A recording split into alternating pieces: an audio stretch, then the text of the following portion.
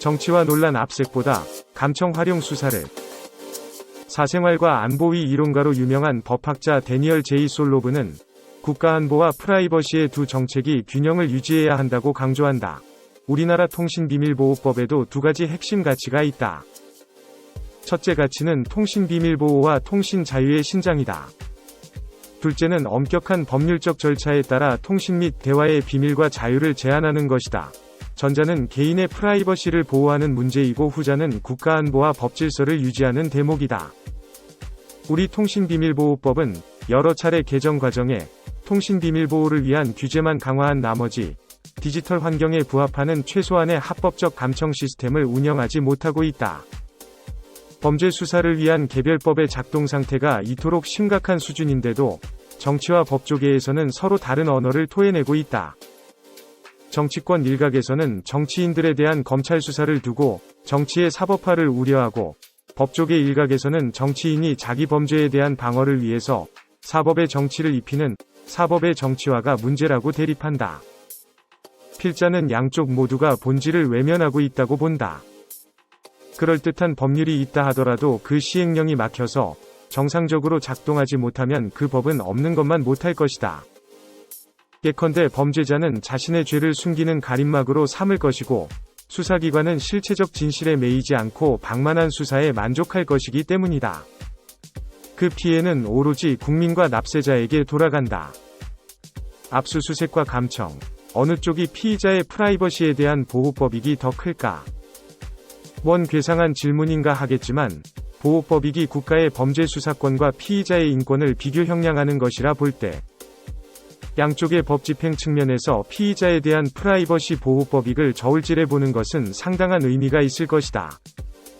형법 제126조는 검찰, 경찰, 그 밖의 범죄 수사에 관한 직무를 수행하거나 이를 감독하는 자가 그 직무를 수행하면서 알게 된 피해 사실을 공소 제기 전에 공표하는 일은 범죄임을 분명히 규정하고 있다.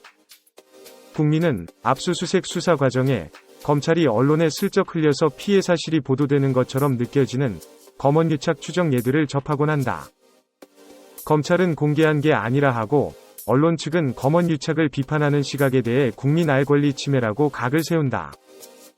이런 현상은 압수수색이 공개적으로 이뤄지면서 뜨겁게 달아오른다. 그런데 그 과정에 피의자의 인권이 침해되는 것은 명백한 사실이다.